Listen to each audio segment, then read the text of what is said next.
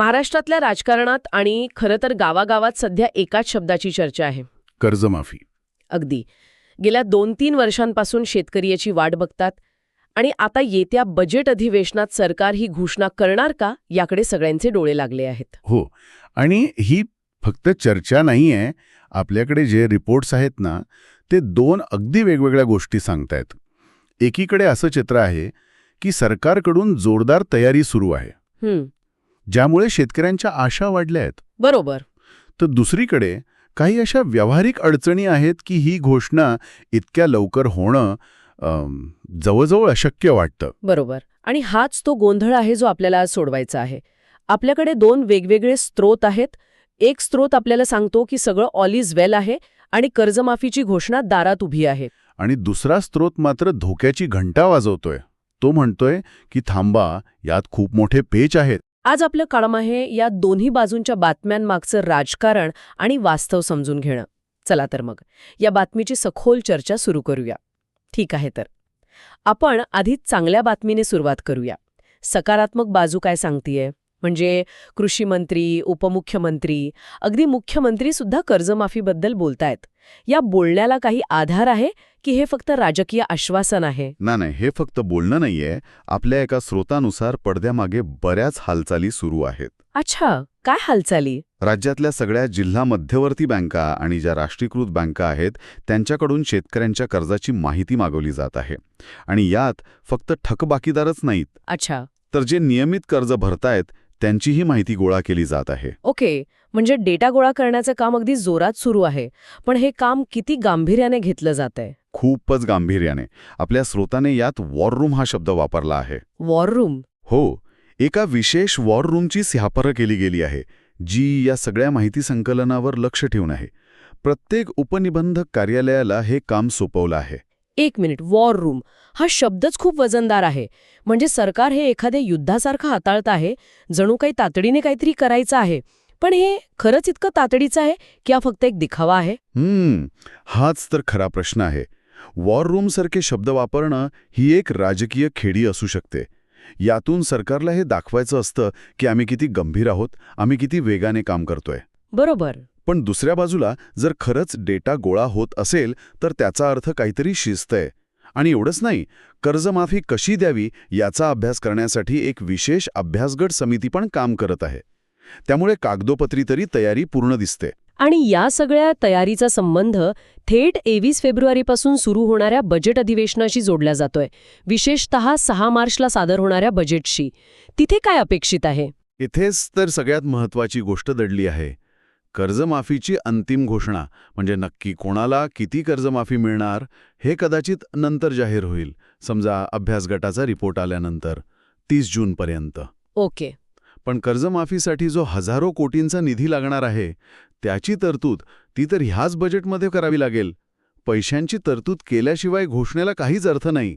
म्हणजे 6 मार्चला बजेटमध्ये जर कर्जमाफीसाठी एक वेगळा निधी ठेवल्याचं दिसलं तर समजावं की सरकार खरंच कर्जमाफी देण्याच्या विचारात आहे. घोषणा कधीही हो, पैशांची सोय झाली तरच ती खरी. हीच ती पहिली आणि सगळ्यात मोठी खूण असेल. अगदी बरोबर. त्यामुळे सगळ्या विश्लेषकांचे आणि शेतकऱ्यांचे लक्ष 6 मार्चच्या बजेटकडे लागलं आहे. ती एक लिटमस टेस्ट असेल.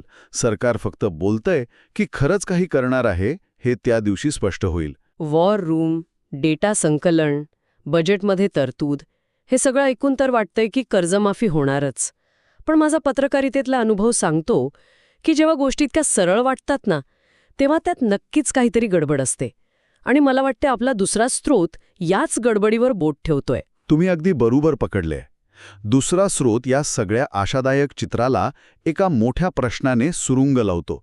आणि तो प्रश्न आहे वेळेचा. वेळेचा? हो. सरकारचीच एक कृती दुसऱ्या कृतीला छेद देत आहे. हे जरा सोपं करून सांगा. वेळेचं गणित नक्की कुठे चुकतंय? मुख्यमंत्र्यांनी स्वतःच जाहीर केलंय की कर्जमाफीचा कोणताही निर्णय हा परदेशी समितीच्या शिफारशींनुसार घेतला जाईल. ही समिती फक्त कर्जमाफीवरच नाही तर शेतकऱ्यांना या कर्जाच्या दुष्टचक्रातून बाहेर कसं काढायचं यावर दीर्घकालीन उपाय पण सुचवणार आहे. ओके, हे तर चांगलंय. मग अडचण कुठे? अडचण वेळेत आहे. या परदेशी समितीचा रिपोर्ट एप्रिल महिन्याच्या शेवटी येण्याची शक्यता आहे. एप्रिलच्या शेवटी? आणि बजेट कधी सादर होणार आहे? 6 मार्चला. अरे देवा, म्हणजे रिपोर्ट येण्याच्या जवळपास 1.5 महिना आधीच. अगदी. म्हणजे हे असं झालं की तुम्ही गाडी खरेदी करण्यासाठी बजेट ठरवताय, पण तुम्हाला मारुती घ्यायची आहे की मर्सिडीज हेच माहीत नाहीये. ज्या रिपोर्टच्या आधारावर कर्जमाफीचा आकडा, स्वरूप आणि लाभार्थी ठरणार आहेत, तो रिपोर्टच आलेला नाही. बरोबर. मग सरकार 6 मार्चला बजेटमध्ये निधीची तरतूद नेमकी कोणत्या आधारावर करणार? हवेत गोळीबार करणार का? हाच तो सगळ्यात मोठा विरोधाभास आहे. आणि याच कारणामुळे दुसरा स्रोत म्हणतो की 6 मार्चला थेट घोषणा होण्याची शक्यता खूप कमी आहे. सरकार जास्तीत जास्त काय करू शकतं, तर एक ढोबळमानाने काहीतरी रक्कम बाजूला काढून ठेवू शकतं, पण नेमका आकडा सांगणं तांत्रिकदृष्ट्या चुकीचं ठरेल. या परदेशी समितीच्या कामाबद्दल आणखी काही माहिती आहे का आपल्या स्रोतांमध्ये? कारण आता सगळा खेळ याच समितीवर अवलंबून दिसतोय. हो, ही समिती गेल्या 2-2.5 महिन्यांपासून बँकांकडून माहिती गोळा करते आणि ही माहिती खूपच किचकट आहे. म्हणजे शेतकऱ्यांकडून जो फॉर्म भरून घेतल्या जातं ते जवळपास 54 ते 55 वेगवेगळे रकाने आहेत. म्हणजे शेतकऱ्याचं नाव, गाव, शेतजमीन, कर्जाचा प्रकार, ते पीक कर्ज आहे की मध्यम मुदतीचं, अशा अनेक गोष्टी. 55 रकाने. अरे बापरे, हे तर कर्जमाफीचा अर्ज कमी आणि एखाद्या मोठ्या परीक्षेचा फॉर्म जास्त वाटतोय.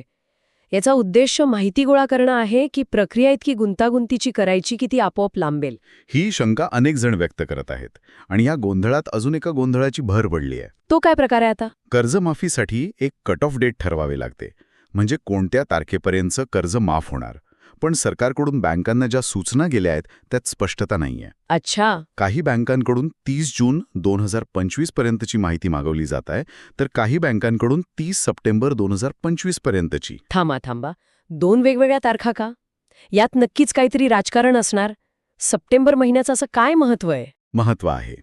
2025 मध्ये अतिवृष्टीमुळे ज्या शेतकऱ्यांचं मोठं नुकसान झालं होतं, त्यांनाही कर्जमाफीत सामावून घ्यावं अशी मागणी शेतकरी नेत्यांनी केली होती. ओके. तर जर कट ऑफ डेट सप्टेंबरपर्यंत वाढवली तर या अतिवृष्टीग्रस्त शेतकऱ्यांना फायदा मिळू शकतो. पण सरकार नक्की कोणती तारीख निवडणार, 30 जून की 30 सप्टेंबर, हे अजूनही गुलदस्त्यात आहे. म्हणजे त्या बिचाऱ्या अतिवृष्टीग्रस्त शेतकऱ्यांना मदत मिळणार की नाही हेही हवेतच आहे. हो. म्हणजे एका बाजूला वेळेचं गणित जुळत नाहीये, दुसऱ्या बाजूला कोणाला मदत मिळणार हेच नक्की नाही, आणि या सगळ्याच्यावर तो एक सनातन प्रश्न, पैसे कुठून येणार? बरोबर. एका स्रोताने तर स्पष्ट म्हटलं आहे की राज्याच्या तिजोरीत खडखडाट आहे. खरंच? हो. शेतकऱ्यांसाठीच्या ज्या सध्याच्या योजना आहेत, उदाहरणार्थ नमो शेतकरी सन्मान योजना, त्याचा निधीही वेळेवर मिळत नाही अशा तक्रारी आहेत. अशा परिस्थितीत कर्जमाफीसारखा प्रचंड मोठा आर्थिक भार सरकार कसा उचलणार, हा कळीचा मुद्दा आहे. त्यामुळेच काही जाणकारांना वाटतं की परदेशी समिती, माहिती संकलन हे सगळं म्हणजे वेळकाढूपणा आहे. सरकारला फक्त निर्णय पुढे ढकलायचा आहे. हे सगळं ऐकून खरंच डोकं चक्रावतंय. एका बाजूला वॉर रूम, डेटा, आश्वासनं, असं चित्र की सरकार किती कार्यक्षम आहे. दुसऱ्या बाजूला समितीच्या रिपोर्टची अडचण, पैशांची चणचण आणि तारखेचा गोंधळ. या सगळ्या गदारोळात तो शेतकरी कुठे आहे, जो गेल्या 2-3 वर्षापासून डोळ्यात प्राण आणून या घोषणेची वाट पाहतोय? त्याच्या मनावर काय परिणाम होत असेल? दोन्ही स्रोत हे मान्य करतात की यामुळे शेतकऱ्यांमध्ये प्रचंड संभ्रम आणि अस्वस्थता आहे. तुम्हीच विचार करा ना. हो. एका दिवशी बातमी येते की कर्जमाफीची फाईल तयार झाली, मंत्र्यांचं सकारात्मक विधान येतं आणि शेतकऱ्यांच्या आशा पल्लवित होतात. त्याला वाटतं की चला आता काहीतरी ठोस होणार. पण त्यानंतर आठवडाभर काहीच घडत नाही, कोणतीही अधिकृत घोषणा होत नाही आणि पुन्हा पदरी निराशा येते. अगदी. आणि हे चक्र गेल्या काही महिन्यांपासून सातत्याने सुरू आहे. आशा आणि निराशेचा हा खेळ शेतकऱ्यांसाठी मानसिकदृष्ट्या किती थकवणारा असेल? हो, अगदी. या अपेक्षा आणि निराशाच्या चक्रात शेतकरी पुरता अडकून गेला आहे. आणि म्हणूनच आता शेतकरी नेत्यांकडून एक नवीन मागणी जोर धरू लागली आहे. काय मागणी आहे? ते सरकारला म्हणत आहेत की ठीक आहे, तुम्ही कर्जमाफी 30 जून 2026 पूर्वी देणार आहात, हे आम्ही मान्य करतो, पण ती नक्की कधी देणार याची एक तारीख तरी जाहीर करा, एक डेडलाईन द्या. म्हणजेच त्यांना फक्त एक स्पष्टता हवी आहे, जेणेकरून हा रोजचा गोंधळ थांबेल आणि त्यांना कळेल की सरकार या तारखेला निर्णय घेणार आहे. एक प्रकारचा दिलासा मिळेल त्यांना. बरोबर. ही मागणी आता जोर धरत आहे, कारण अनिश्चितता ही कोणत्याही आश्वासनापेक्षा जास्त त्रासदायक असते. तर आजच्या चर्चेतून 2 परस्पर विरोधी चित्र अगदी स्पष्ट झाली आहेत.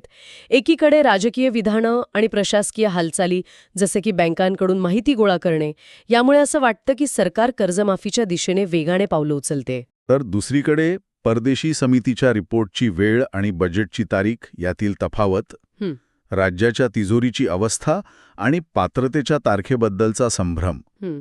यांसारख्या मोठ्या व्यावहारिक अडचणी आहेत. आणि या अडचणी पाहिल्या की वाटतं ही घोषणा इतक्या लवकर होणं शक्यच नाही. थोडक्यात सांगायचं तर सरकारने आश्वासन दिलंय, पण ते पूर्ण करण्याचा मार्ग खूपच खचखळग्यांचा आहे आणि येणारा 6 मार्चचा दिवस हा सरकारसाठी परीक्षेचा दिवस असेल. अगदी. सरकारने 30 जून 2026 पूर्वी कर्जमाफी देण्याचं वचन दिलंय. 6 मार्चचं बजेट ही त्या वचनाची पहिली आणि सर्वात मोठी कसोटी आहे. सरकार त्या बजेटमध्ये निधीची तरतूद करून आपला इरादा स्पष्ट करतं. की समितीच्या रिपोर्टचं कारण पुढे करून घोषणा आणखी लांबणीवर टाकतं, याकडे सगळ्यांचं लक्ष असेल. आणि या सगळ्या चर्चेतून कर्जमाफी कधी आणि कशी होणार याच्या पलीकडे माझ्या मनात एक मोठा प्रश्न उभा राहतोय, जो या स्रोतांमधूनच पुढे येतोय. कोणता प्रश्न? आपण परदेशी समितीचा उल्लेख केला. त्या समितीला फक्त कर्जमाफीवर शिफारशी करायला नाही सांगितले, तर शेतकऱ्यांना कर्जबाजारीपणाच्या या दुष्टचक्रातून कायमचं बाहेर काढण्यासाठी दीर्घकालीन उपाय सुचवायलाही सांगितलं आहे. हो, बरोबर आहे. आपण आणि मीडिया सध्या कर्जमाफी या तात्काळ मलमपट्टी करणाऱ्या उपायावरच लक्ष केंद्रित करत आहोत. पण ते अधिक शाश्वत आणि दीर्घकालीन उपाय काय असू शकतील? आणि कर्जमाफीच्या घोषणेच्या गोंधळात त्या खऱ्या उपायांकडे आपलं लक्ष जाईल का? की प्रत्येक निवडणुकीच्या